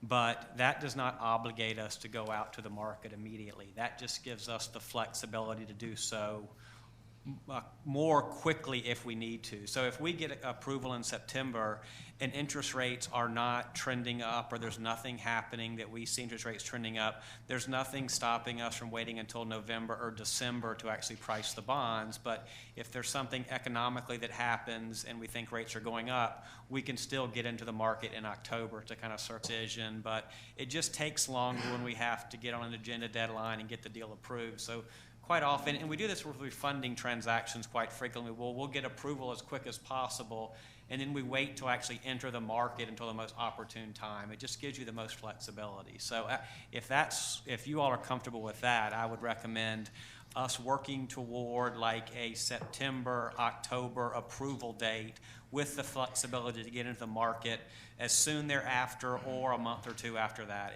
if we desire that. Well, let me ask the board, is there any board member that's not in favor of doing that? I don't see any. So, yeah, so we'll get the formalized process going as soon as you can, and then we'll really count on your expertise in terms of when would be the best optimum time to get into it. And if that's October or November or December, you know, that's what we'll do. Is that okay with Do we need a Miss? motion, Mr. Chair? Well, we are in a, yes. Oh, yeah, that's right. I thought for a minute, are we in a workshop or are we in a meeting? I don't even know anymore. So it's all kind of blending together, which is probably a good thing, actually. So, yeah, if someone would like to make that motion, Ms. Mr. Wright? Chair, I move that we give our financial team and our staff instructions to move forward with proceeding with the bonding. With the $100 million bond? Yes. Yes, okay. I second. That's a second. And further discussion or questions, clarification? Do you all need anything to ask us? You all are clear? All right, all those, we have a motion, we have a second. All those in favor of the motion signify by saying aye. Aye. And those opposed, and the motion carries unanimously. Thank you, thank you. Thank Move you. forward. All right, thank you. Get us a low interest rate, you know, that we have to pay out, and a high one that we come in, so that would be nice. All right, this has been great. I want to give Mr. Egner, if the board is okay with that, just to give us a little update on anything. I know you've been with us now 16 hours or 20, so I know, I don't mean to put you on the spot, but I know the board would love to hear from you. No, thank you so much, and I'll be uncharacteristically brief, understanding where we are in the time of the week and the vacation coming up for many people. I did just want to follow up on a couple of items, and I won't go into detail because of the nature of the situation, but our agency clerk is recording all your questions. We're putting them into kind of a spreadsheet type activity, and then she gives that to me, which I have been in receipt of. And the process is we're reviewing each question, who asked it, who needs to respond to it. Right now, all the questions that you asked about at the last meeting, I won't go through the list, but they will be answered at the workshop on the 25th. Mm-hmm. So you can expect your answers then. I like to make sure you have feedback as to if you've asked something, when you might hear about it. I also know, Ms. Haynes, you sent a separate email with a set of questions. Ms. Morrissey has responded to your request by saying we're working on it. Some of the questions you asked were contractual questions that we needed to consult the attorney on. So you two will get a response to each one of those as soon as it's complete. There was a request to post the appraisal. That has been posted, and I believe if you check your email, I'm looking over at Mr. Manning. Did we send out the email with that listed on it? Denise was gonna send it out. I think it don't know was. if it's actually sent. Okay, if you have not received it, you will have evidence that was put on the public website. It's in Ms. Morrissey's area, but you'll have a link so you can actually see it. The only other thing I wanted to reference, and I thought it was very interesting that this wasn't topic number one, because this would usually be what I was talking about, but there's rumor that test scores came out. No, that's true. The test scores did come out. And I received several questions that I thought should be addressed publicly, so that there was real transparency with that. Many people think that those scores reflect a school grade which was transmitted to us. That is not the case. We have received only the raw scores. And so the raw scores give us evidence, and they give us a limited capacity to predict. Why is that? Because mobility and learning gains are not included in the raw scores, as well as other factors. So I'm not avoiding questions in regard to those scores. What I'm saying is that our team must go through, and we kind of do our own predicting based on mobility, learning gains, and the other factors that go into school grade. And the actual school grades won't come out until later in July. So I just wanted to make sure that everybody understood raw scores have come to us. And so our team has to analyze that, and that'll be done over the next couple of weeks.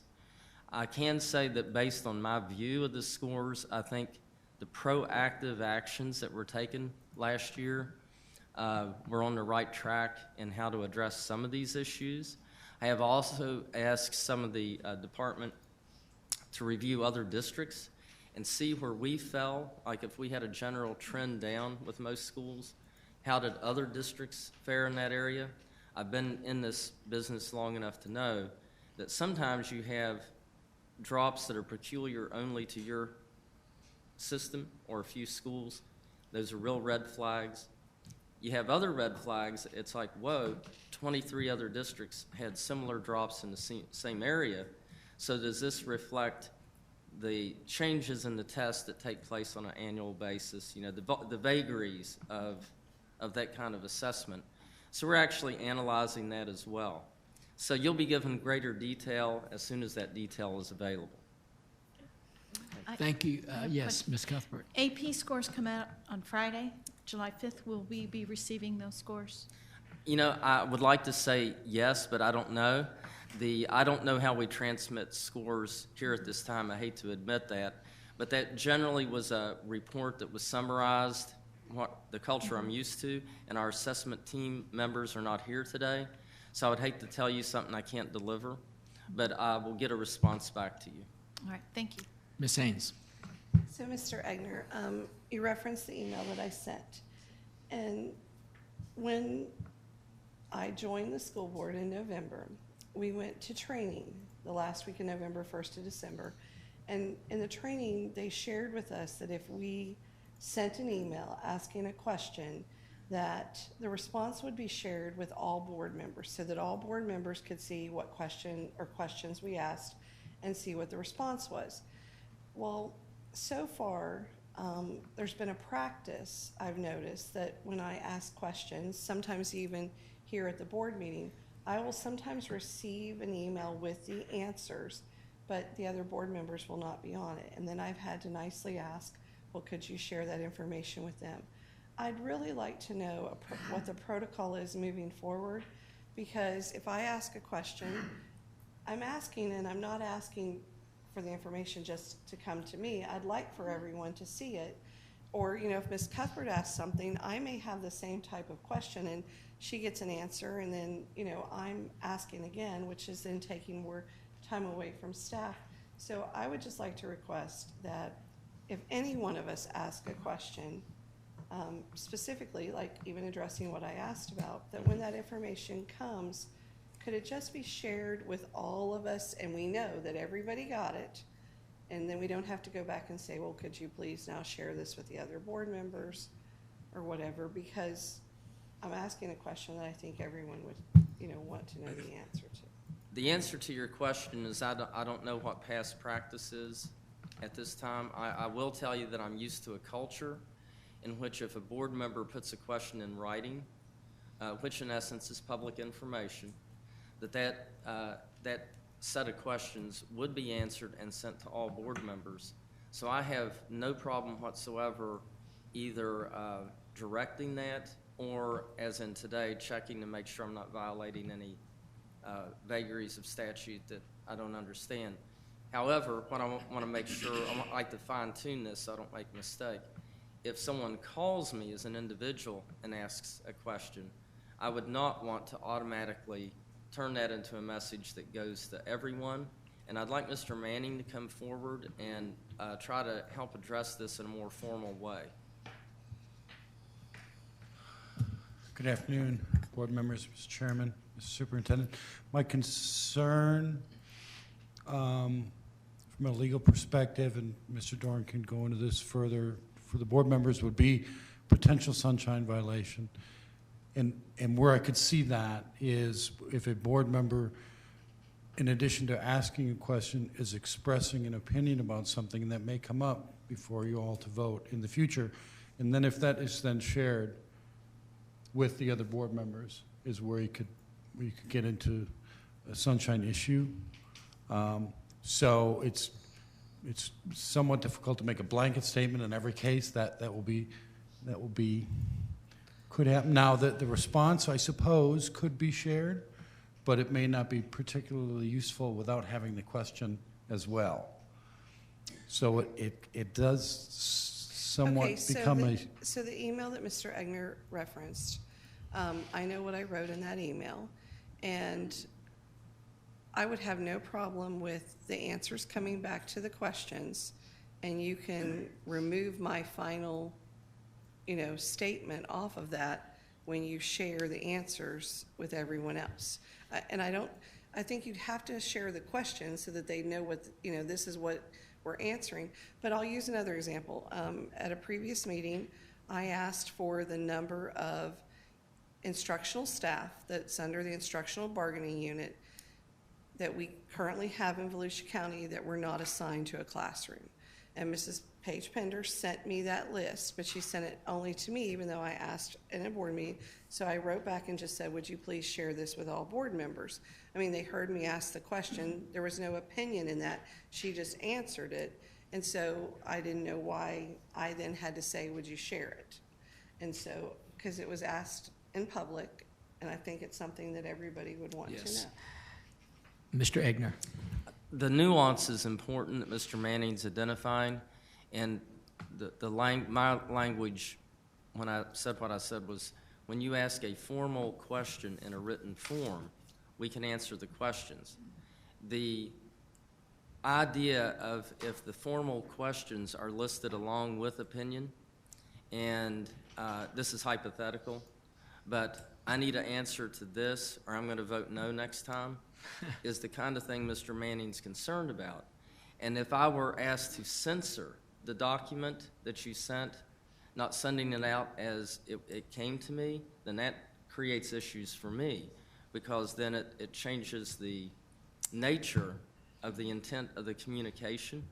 So I think what Mr. Manning is explaining is that if you want a process whereby you can inquire specific questions that are not attached to personal opinions, any hint of your perspective on a current or future board item, et cetera, then yes, we can answer those and send them right out.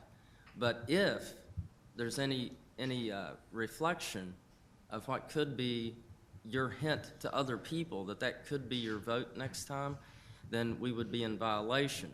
And I would like not only Mr. Manning to review what I just said to make sure I'm not wrong, but also Mr. Doran to see if we're on the right track with that. Mr. Dorn. Well, we've beat this horse pretty dead, but yes, I mean, the key is that it just be a question. And I think maybe the way to deal with it is if the question comes forward and staff or I have always had a practice. Any of you ask me a question, for information, I distribute it to everybody, even though nobody knew you asked, okay? Here, everybody knows pretty much because you're asking an open session. But I think the practice that we should employ, which fits the concerns, is if staff or Mr. Egner sees a question that includes what he is concerned about being some sort of statement of an opinion, maybe just send it back to you and say, we're going to provide you this information, but if you want it disseminated, please send us a new email. And everybody understands that, right? Yeah, that's simple. And it's pretty simple. Just ask the question. Yeah, just ask the question. And then if you want to communicate with Mr. Egner about opinion, you can do that. You know, once you get the information, you could write back and say, you know, I have real concerns about this and blah, blah, blah, blah, blah, blah, blah. And not include other board members in that, right? Thank you. That's perfect. That's perfect. Yes, Ms. Cuthbert. We have a unique situation coming up. There's a holiday Thursday, and district is closed on Friday. We have a 4-day weekend. Oh. Yeah. District's District's closed open on Friday, correct? It is actually what I'll be really transparent with my theme. The non-work day was moved to Thursday.